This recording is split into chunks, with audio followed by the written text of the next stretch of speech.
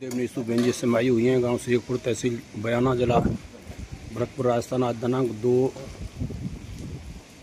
जून 2025 का समय बहन जी सत्संग दिन यहाँ बहुत ही स्वागत सम्मान में किया जा रहा है।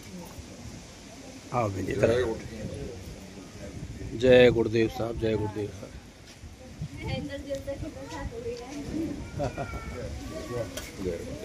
जय गुरुदेव साहब, आ जाओ साहब। जय गुरुदेव साहब, जय गुरुदेव साहब, जय गुरुदेव साहब। जिस प्रकार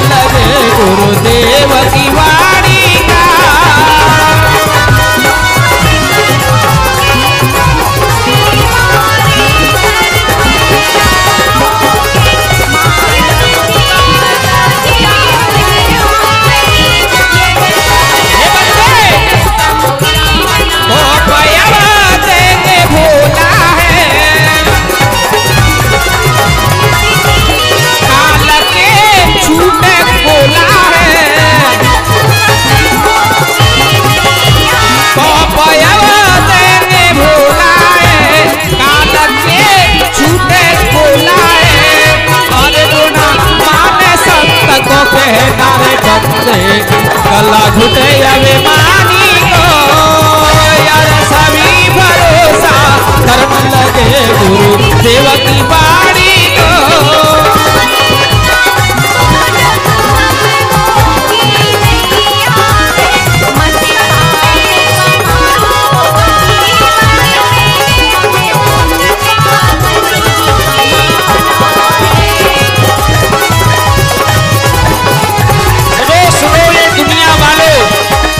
होने वाला है और डम डम डम डम महादेव का डमरू बजने वाला है। बाबा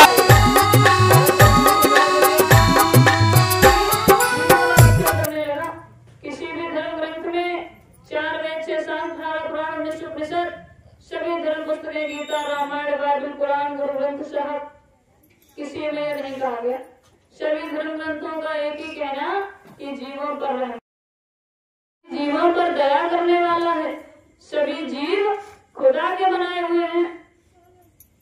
तो महात्माओं ने सारों में कहा कि तिलवर मच्छी खाकर कोटि गौते दान, काशी करवट ले मरे निश्चय नरक में दान।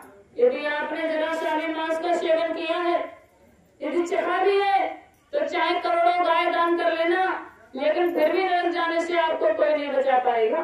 कि लाख करो पूजा चाहे तीर्थ करो 1000 और जीवों पर दया नहीं तो सब कुछ बेकार, सब व्यर्थ है। उसका कोई लाभ कोई पुण्य आपको नहीं मिलेगा जब तक जीवों पर रहना।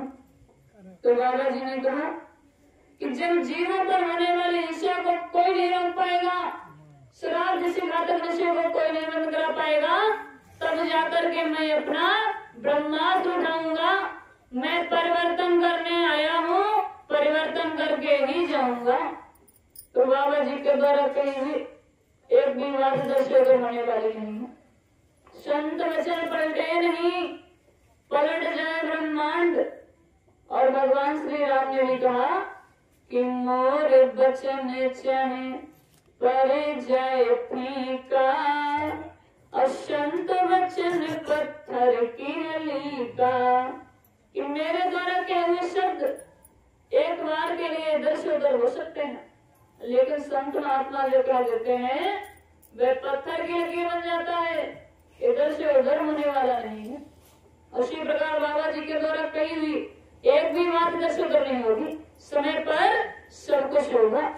कि स्वामी जी की बाणी है, कलयुग में सतयुग आएगा, जग में जय गुरुदेव का झंडा लहर लहर लहराएगा।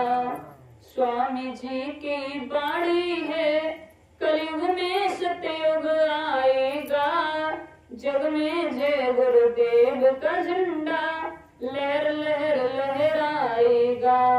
भारत भूमि की रक्षा लज्जा बचाई संतों ने, लोक और परलोक बने युक्ति बताई संतों ने। होगा अखंड भारतीय फिर से तब विश्व गुरु कहलाएगा, जग में जय गुरुदेव का झंडा लहर लहर लहराएगा। स्वामी जी की बाणी है, कलयुग में सतयुग आएगा, जग में जय गुरुदेव का झंडा लहर लहर लहराएगा। आजाद भगत नेता सुभाष की कुर्बानी आज रुलाती है, माँ बहनों की लाज लुट रही, क्या तुम्हें शर्म नहीं आती है। गांधी जी के अधूरे सपने पूर्ण यही कराएंगे, जग में जय गुरुदेव का झंडा लहर लहर लहराएंगे। स्वामी जी की बाणी है, कलयुग में सतयुग आएगा, जग में जय गुरुदेव का झंडा लहर लहर लहराएगा। अब वेद शास्त्र की लगी दुकानें, धर्म बिक रहा पैसों में, खून पसीने की कमाई जाती हो विलासों में। जय गुरुदेव आवाज लग रही, सबको आ जाएगा, जग में जय गुरुदेव का झंडा लहर लहर लहराएगा। जय गुरुदेव। बाबा जी का द्वारा कहीं एक भी बात दर्शक कराने वाली नहीं है, समय पर सब कुछ होगा, आप बस देखते जाइए। हमारे धर्म ग्रंथों में कहा गया कि जब जब होई धर्म की हानि, बाणी असुर में अभिमानी, तब तब धरि प्रभु विविध शरीरा, कृपा निधि सज्जन पीड़ा। जब जब बैठ जा कुछ चढ़ी प्रसाद बढ़ने लगता है और धर्म का नाश होने लगता है, तब तब किसी न किसी को आना ही पड़ता है धर्म की पुनः स्थापना करने के लिए। उसी प्रकार की स्थिति जब उत्पन्न हो गई, हर कोई जाने अनजाने में निरंतर पाप की कमाई किए जा रहा, कुछ जानबूझकर तो कुछ अनजाने में प्रतिदिन निरंतर पाप की कमाई किए जा रहे। जब इस प्रकार की स्थिति उत्पन्न हो गई, बैठ जाओ, तो किसी न किसी को तो आना ही था। आजकल की स्थिति को देखकर ये कहना पड़ रहा है कि पाप बैठ जा, पीछे चढ़ो प्रसाद, पीछे चढ़ो, बैठ जाओ, यहीं बैठ जाओ। प्रभु तेरी दुनिया में ये क्या हो रहा है, कि पाप हंस रहा है, धर्म रो रहा है। प्रभु तेरी दुनिया में ये क्या हो रहा है, कि मंदिर और मस्जिद में कोई नहीं जाता, कि मंदिर और मस्जिद में कोई नहीं जाता, गीता रामायण की अब कोई नहीं सुनता। ये धर्म ग्रंथ गीता रामायण इसलिए लिखे गए ताकि जब जब इंसान धर्म के मार्ग से विचलित हो जाए तो इन धर्म ग्रंथों को पढ़कर पुनः धर्म के मार्ग का अनुसरण कर सके। इनका उद्देश्य था ज्ञान अर्जन का, लेकिन आजकल के समय में इनका उद्देश्य भी धनोपार्जन का बना दिया गया। वेद शास्त्र की लगी दुकानें और धर्म बिक रहा पैसों में, खून पसीने की कमाई जाती भोग विलासों में। जिन धर्म ग्रंथों का उद्देश्य था ज्ञानार्जन का, उनका उद्देश्य भी आजकल के समय में धनोपार्जन का बना दिया गया। कि गीता रामायण की कोई नहीं सुनता। आप सभी लोग राम को मानते हैं, रामायण को भी मानते हैं, लेकिन रामायण क्या कह रही, उसमें क्या लिखा है, क्या करना चाहिए क्या नहीं करना चाहिए, इसको नहीं मानते। कि गीता रामायण की कोई नहीं सुनता, कि गंगा और यमुना के तट पर धर्म सो रहा है। प्रभु तेरी दुनिया में ये क्या हो रहा है, कि पाप हंस रहा है, धर्म रो रहा है। प्रभु तेरी दुनिया में ये क्या हो रहा है, कि माता पिता की अब कोई नहीं सुनता। कि माता पिता की अब कोई भी नहीं सुनता। पहले क्या था कि भगवान श्री राम अपने पिता की बात मानकर 14 वर्षों के लिए वनवास को चले गए, लेकिन आजकल के समय में कोई भी अपने माता पिता की बात नहीं मानता। श्री राम के आदर्शों में क्या था कि प्रातः काल उठ के रघुनाथा, मात पिता गुरु नावनी माथा। सबसे पहले उठकर अपने माता पिता और गुरुजनों को प्रणाम करते थे, लेकिन आजकल के समय में कोई भी अपने माता पिता की बात नहीं मानता। कि माता पिता की अब कोई नहीं सुनता, अब तो हर घर में देखो नारी की ही चलता। कि भाई अब भाई का शत्रु हो रहा है। प्रभु तेरी दुनिया में ये क्या हो रहा है, कि पाप हंस रहा है, धर्म रो रहा है। प्रभु तेरी दुनिया में ये क्या हो रहा है, कि सत्य तथा न्याय पर कोई नहीं चलता। कि सत्य तथा न्याय पर कोई नहीं चलता। छोटी छोटी बातों में नरगंगा कसम खाता। कि एक एक कौड़ी पे ईमान खो रहा है। प्रभु तेरी दुनिया में ये क्या हो रहा है, कि पाप हंस रहा है, धर्म रो रहा है। प्रभु तेरी दुनिया में ये क्या हो रहा है। जब इस प्रकार की स्थिति उत्पन्न हो गई, हर तरफ पापी पाप जाने अनजाने में निरंतर लोग पाप की कमाई किए जा रहे। तो जैसा धर्म ग्रंथों में कहा गया कि जब पाप बहुत बढ़ जाता है, धर्म का नाश होने लगता है, तो किसी न किसी को तो आना ही पड़ता है। उसी प्रकार वर्तमान में जब इस प्रकार की स्थिति उत्पन्न हो गई, तो स्वयं समर्थ मालिक बाबा जी समर्थ रूप धारण करके आए। कहा गया जो भी शक्तियां आती हैं वह जन्म नहीं लेती, अवतरित होती हैं। श्री राम के संदर्भ में कहा गया कि भय प्रगट कृपाला, दीन दयाला कौशल्या हितकारी। श्री राम ने जन्म नहीं लिया था, कौशल्या के माध्यम से प्रकट हुए। उसी प्रकार श्री कृष्ण वहाँ जेल में प्रकट हुए थे, जन्म नहीं लिया। जो भी अवतारी शक्तियाँ आती हैं वो प्रकट होती हैं, अवतरित होती हैं, जन्म नहीं लेती। उसी प्रकार वर्तमान में जब बाबा जी आए तो इनके जन्म के विषय में हमें कुछ भी ज्ञात नहीं। जैसा हमने सुन लिया, जैसा पढ़ लिया, वैसा ही मान लिया। इनका जन्म कहाँ हुआ, कैसे हुआ, माता पिता कौन, इसके विषय में कुछ भी हमें ज्ञात नहीं, जैसा कहा गया। तो वर्तमान में बाबा जी आए समर्थ रूप धारण करके हम जीवात्माओं को हमारे अस्तित्व के विषय में बताया, हमें हमारे देश के विषय में कि जीवात्माएं इस काल के बनाए हुए लोक में आकर अपने देश को, अपने वतन को जहाँ की रहने वाली थी वहाँ को बिल्कुल भूल गई। वहाँ के विषय में बताया, हमें नाम दाम या शब्द की कमाई का रास्ता बताया ईश्वर सागर से पार जाने के लिए, और सत्संग की एक महफिल लगाई। बाबा जी ने वाराणसी से सत्संग को देना शुरू किया था और आज भी उनके अभाव में उनके वचनों को सभी के सामने रखा जा रहा, जिससे कि ज्यादा से ज्यादा लोगों को समझाया जा सके। ये महफिल है मस्तानों की, दरबार के सच्चे सतगुरु की, दुख दर्द मिटाए जाते हैं और दुनिया के सताए लोग यहाँ सीने से लगाए जाते हैं।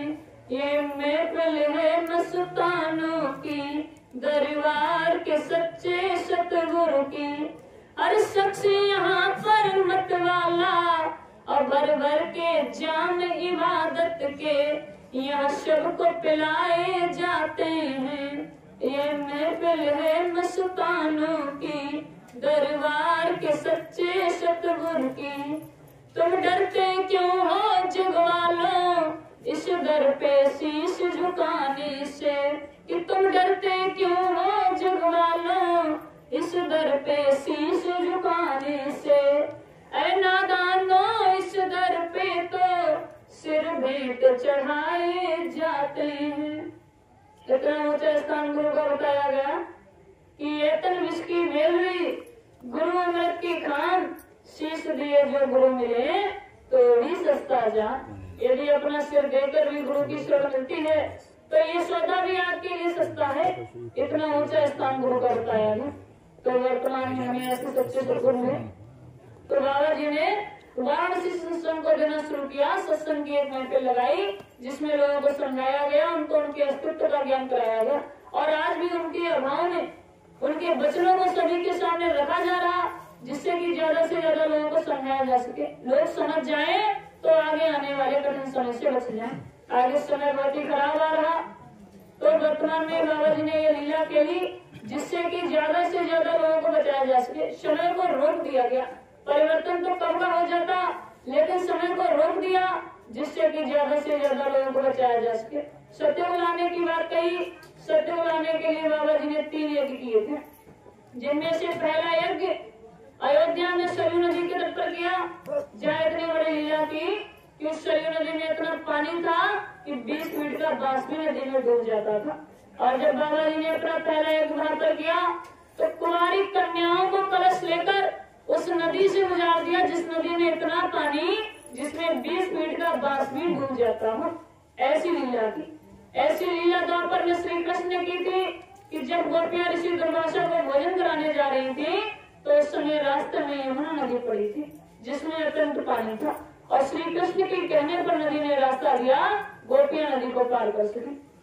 उसी प्रकार की लीला बाबा जी ने की कि जिस नदी में इतना पानी जिसमें 20 फीट का बांस भी डूब जाता हो, उस नदी से कुमारी कन्याओं को कलश लेकर गुजार दिया। और उन्होंने अपना दूसरा सत्यभामा साकेत महायज्ञ अहमदाबाद में साबरमती आश्रम के पास किया, जहाँ देश की समृद्धि और खुशहाली के विषय में कहा। और उन्होंने अपना तीसरा सत्यभामा साकेत महायज्ञ वाराणसी काशी में, जो विश्वनाथ व मोले की नगरी कहा जाता है, वहां पर किया और शंकर जी को प्रसन्न किया। तो सुना जाता है कि शंकर जी कहने लगे कि इस धरती पर पाप इतना बढ़ गया कि मैं अभी ही सत्य उठा दूं, अभी ही परिवर्तन कर दूं। तो बाबा जी ने कहा कि यदि अभी ही परिवर्तन हो जाए तो आगे आने वाले सत्य को देखने के लिए जो सत्य की नींव मैंने रखी, उस सत्य को देखने के लिए कोई नहीं बचेगा। पहले मैं लोगों को समझा दूं, लोग समझ जाएं तो आगे आने वाले कठिन समय से बच पाए। उसी के लिए समय को रोक दिया गया, अन्यथा परिवर्तन तो कब का हो जाता। कि जागो जागो दुनिया वालों, सत्य बनाने वाला है और डम डम डम डम महादेव का डमरू बजने वाला है। नेत्र तीसरा खुलते ही शिव तांडव रहस्य रचाएंगे, खंड खंडी शुभ सुंदरा का त्राही त्राही मच जाएगा। घुमट घुमट घन घोर घटाएं अंगारे बरसाएंगी, दावानल के साथ साथ अति बात भयंकर लाएंगी। डग डग डग मगा उठेंगे पर्वत भी भूचालों से, राख बनेंगे महानगर तक एटम के अंगारों से। मानव की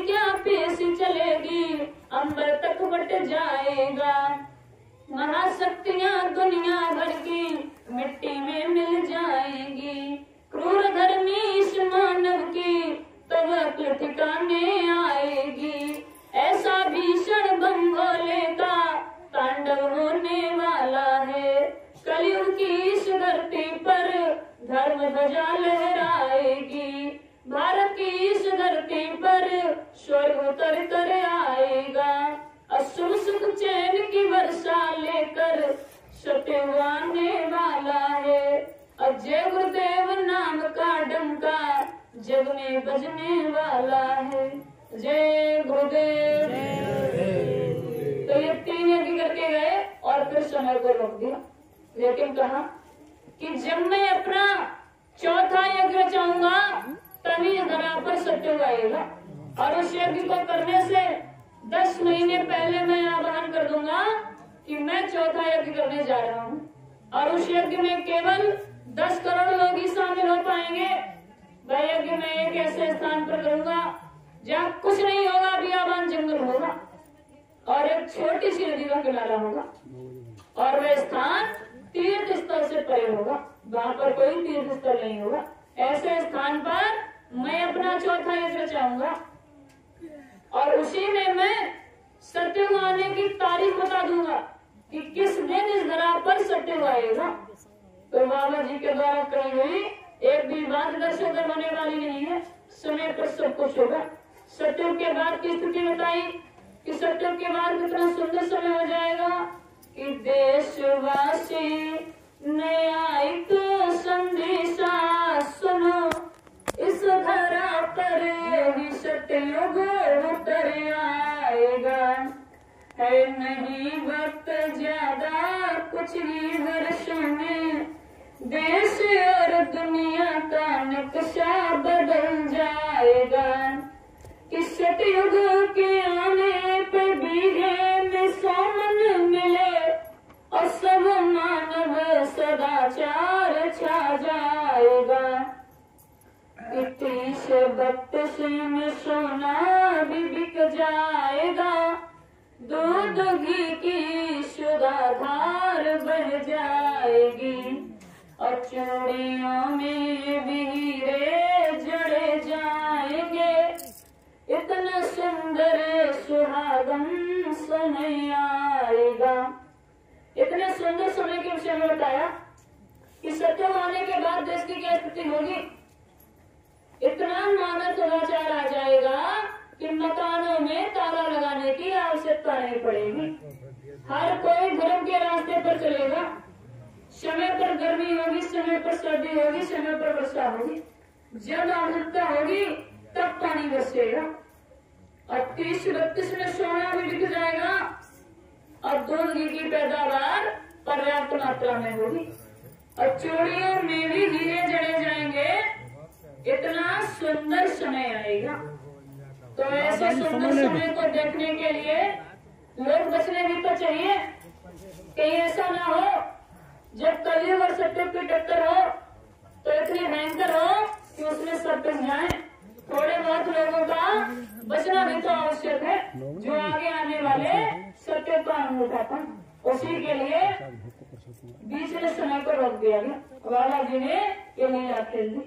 हम जीवात्माओं के लिए मनुष्य शरीर धारण करके, मनुष्य नहीं है लेकिन मनुष्य का शरीर धारण करके इस धरा पर आए। हम जीवात्माओं को नाम की कमाई का, शब्द की कमाई का मार्ग बताया, और यहाँ आने के बाद अनेकों कष्ट पीड़ाएं उन्हें यहाँ पर सहनी पड़ी। एक बार के लिए जेल में भी जाना पड़ा हम जीवात्माओं के लिए। नाना कष्ट गुरु ने झेला, और जीवों के हित लीला खेला। हम जीवात्माओं के लिए अनेकों कष्ट पीड़ाएं उन्हें यहाँ पर सहनी पड़ी, और वर्तमान में लीला खेल रहे। समय को रोक दिया, वर्तमान में लीला खेल रहे, लेकिन लीला समाप्त करके आएंगे। विश्वास रखो कि जरा धीर धरो दुनिया वालों, कुछ गजब सा होने वाला है। जिसे अस्त समझ बैठे हो तुम, वो सूर्य चमकने वाला है। कि जिस सूर्य को तुम अस्त समझ रहे वही एक दिन चमकेगा, वह एक दिन चमकेगा, और उसकी चमक से ये सारा संसार प्रकाशित हो जाएगा। आप बस समय का इंतजार करें। समय से पहले किसी को कुछ नहीं मिलता, समय का इंतजार श्री राम ने किया, समय का इंतजार श्री कृष्ण ने किया। आप भी समय का इंतजार करें, समय पर सब कुछ होगा। बाबा जी के द्वारा कही हुई एक भी मात्र दशोत्तर होने वाली नहीं। बाबा जी ने कहा कि बच्चा, मैं समस्त भारतवर्ष में जय गुरुदेव नाम का प्रचार करता हूँ। ये दौलत आत्मज्ञान की है, जो महात्माओं की दया कृपा हो जाए तभी मिला करती है। जमीन गंदी रहेगी तो दया देर से काम करेगी। कहा कि मैं तीसरा नेत्र खोलता हूँ, यह दौलत आत्मज्ञान की है। जमीन गंदी रहेगी तो दया देर से काम करेगी। कहा जय गुरुदेव नाम का प्रचार, ये वो दौलत है, ना तो कोई आपसे छीन सकता है, ना ही चोर चुरा सकता है। एक बार की बात है, एक ब्राह्मण था, वह अपने द्वार पर बैठा था, तो उसके द्वार के सामने से एक महात्मा निकलकर जा रहे थे। तो उसने उनको रोक लिया और कहा कि मैं आपकी थोड़ी सेवा करना चाहता हूँ, आप थोड़ी देर मेरे यहाँ विश्राम कर लीजिए। महात्मा ठहर गए। ब्राह्मण ने महात्मा की सेवा की, फिर उनके सामने बैठकर रोने लगा। कहने लगा कि मैं बहुत गरीब हूँ, मेरे पास खाने पीने तक तो कुछ भी नहीं है। तो महात्मा ने उससे कहा, तो तुम कुछ काम क्यों नहीं कर लेते? तो वह ब्राह्मण कहने लगा कि मुझे यहाँ पर कोई काम ही नहीं मिला। तो महात्मा बोले, यहाँ पर नहीं मिला तो यहाँ से बाहर जाओ, कोई ना कोई काम मिल जाएगा जिससे तुम्हारा गुजारा होने लगेगा। इतना कहने के बाद वे महात्मा वहां से चले आए। तो अगले दिन वह ब्राह्मण काम की तलाश में बाहर जाता है घर से। तो चलते चलते जंगल में पहुंच गया और जंगल में चलता चला जा रहा, तो चलते चलते शाम हो गई। तो वहीं पर कुछ लोग आग जलाए बैठे थे। जब उन्होंने उस ब्राह्मण को देखा तो कहने लगे कि अरे पंडित जी, आप इस जंगल में इतनी शाम को कहाँ जा रहे हैं?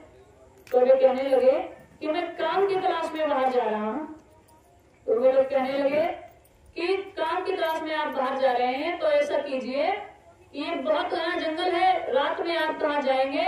यहाँ से कुछ दूर जाने पर एक महात्मा जी की कुटिया है, आप जाकर के उनके यहाँ विश्राम कर लीजिए।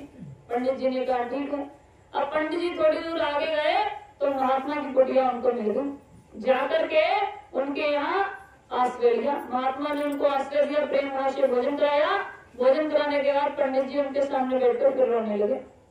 कहने लगे कि मैं बहुत गरीब हूँ, मेरे पास खाने पीने को कुछ भी नहीं है। तो महात्मा जी को उन पर दया आ गई। महात्मा जी ने उनको एक चमत्कारी संख्या दी। कहा कि ये चमत्कारी संख्या है, तुम जमीन को लीप कर इस संख्या को रखना और इससे कहना कि संख्या महारानी मुझे 5 रुपए दे दो, तो वहां पर 5 रुपए प्रकट हो जाएंगे। पंडित जी ने कहा ठीक है, बेल लगा देंगे। अब पंडित जी अब ले आइए। पंडित जी उस संज्ञा को ले लिया और अगले दिन उस जंगल से बाहर निकलने लगे। जय गुरुदेव।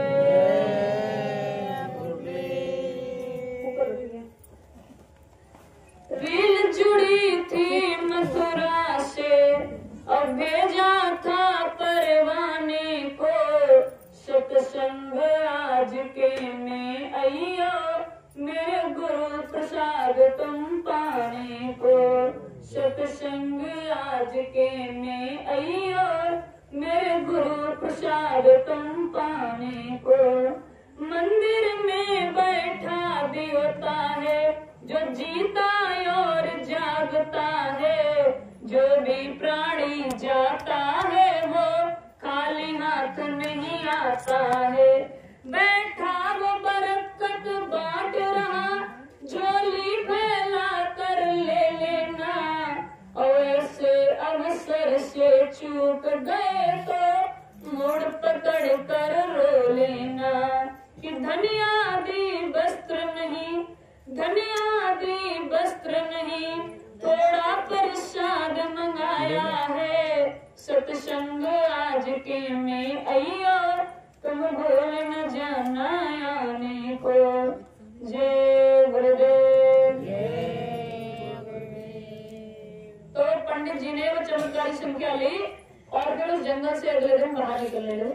तो थोड़ी दूर जाने के बाद रास्ते में एक हलवाई की दुकान पड़ी।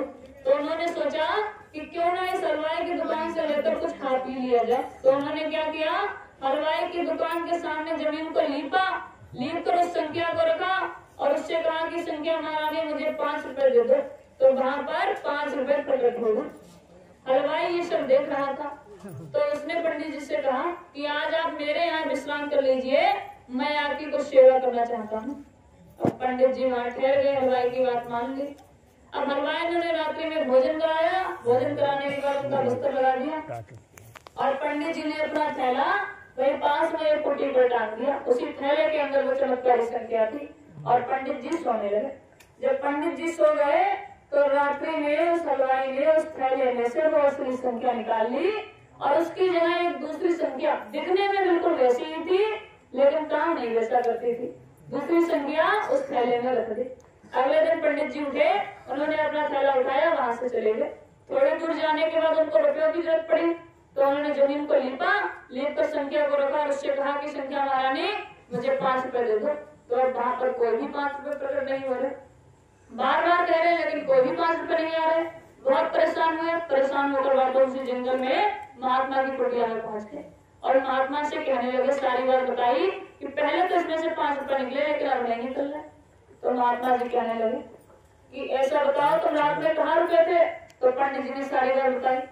महात्मा त्रिकालदर्शी होते हैं, उन्होंने अपनी दिव्य दृष्टि से सब कुछ जान लिया। तो महात्मा ने पंडित जी से कहा कि मैं तुम्हें एक दूसरी संख्या देता हूँ। महात्मा ने पंडित जी को एक दूसरी संख्या दी बिल्कुल वैसी और कहा कि अब तुम इसको लेकर के जाओ उसी हलवाई की दुकान के सामने और जमीन को लीप कर इसको रखना और इससे कहना कि संख्या महारानी मुझे 100 रुपए दे दो। तो इसमें से आवाज आएगी कि 100 नहीं 200 ले दो। तो तुम इतना कह देना कि अभी रहने दो, बाद में ले लूंगा। कहा ठीक है। अब पंडित जी दोबारा उसी हलवाई की दुकान के सामने गए, जमीन को लीपा, लीप कर उस संख्या को रखा और कहा कि संख्या महारानी मुझे 100 रुपए दे दो। तो इसमें से वही आवाज आई कि 100 नहीं 200 ले लो। तो पंडित जी ने कह दिया अभी रहने दो, बाद में ले लूंगा। हलवाई ने फिर से ये सब देखा, उसने फिर पंडित जी को रोक लिया, कहा आज आप मेरे यहाँ विश्राम कर लीजिए, मैं आपकी थोड़ी सेवा करना चाहता हूँ। पंडित जी फिर रुक गए, उन्होंने वहां पर प्रेम भाव से भोजन कराया, फिर बिस्तर लगा दिया। पंडित जी ने फिर अपना थैला वहीं कील पर टांग दिया जिसमें वो संख्या थी। पंडित जी सो गए तो हलवाई ने 100 रुपए वाली संख्या उस थैले में से निकाल ली और उसकी जगह वो 5 रुपए वाली संख्या उस थैले में रख दी।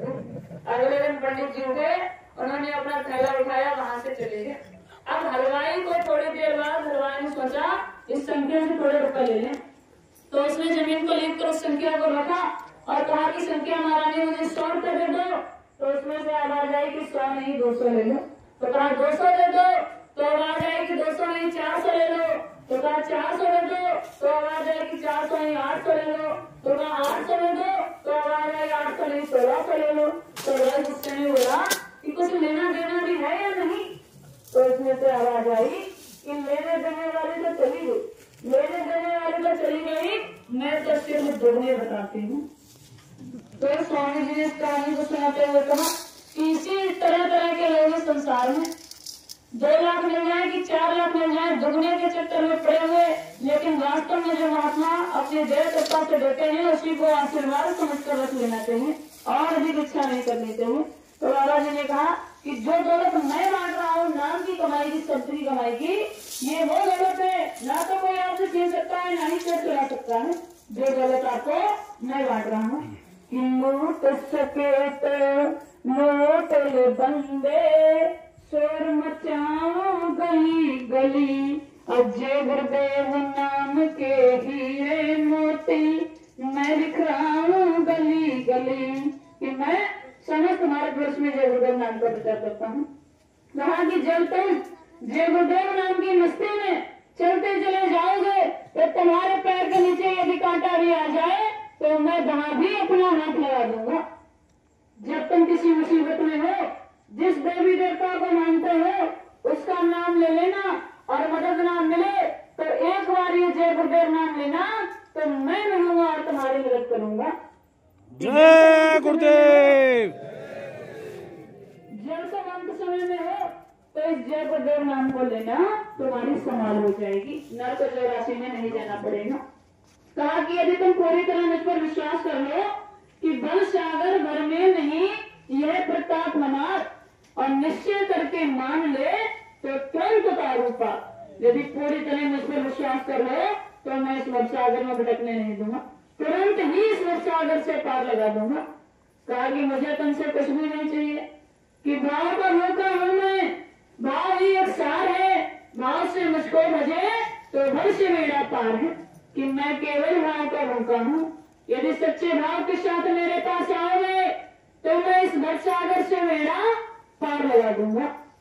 तो ये हमारा सौभाग्य है कि ऐसे सच्चे सद्गुरु में मिले, हमें शब्द की कमाई का, नाम की कमाई का रास्ता बताया, जबकि हम योग्य नहीं थे कि हमें नाम मिले, फिर भी इतनी बड़ी बयान मेरे की कि कर्जदार हूँ मैं, गुनहगार हूँ मैं, नजरे मिलाने के काबिल नहीं हूँ, मैं तो गया हूँ मगर तेरे दर पे आने के काबिल नहीं हूँ।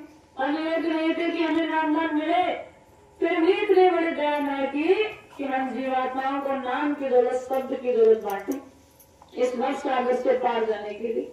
तो ये हमारा सौभाग्य है कि ऐसे सच्चे सद्गुरु मिले। अब वक्त है ऐसी सच्ची प्रार्थना करने का कि धर्म के नाम पर, मजहब के नाम पर लड़ने झगड़ने का नहीं, जाति पाति के नाम पर लड़ने झगड़ने का नहीं, क्योंकि लड़ाई झगड़े में कुछ नहीं रहता, इससे केवल नफरत मिलती है। नफरत की ऐसी ज्वाला जलती है जिससे तमाम घर बिगड़ जाते हैं, परिवार बिगड़ जाता है, देश बिगड़ जाता है, समाज बिगड़ जाता है। हर कोई व्यक्ति इस प्रकार के साथ चाहता है जहाँ से शांति मिले और सुकून मिले, और ये सब आपको वही मिलेगा जहाँ मालिक के संदेश होते हैं, शांति के संदेश होते हैं। तो आप बस यही प्रार्थना करें इस संसार से ममाया प्यार कर कि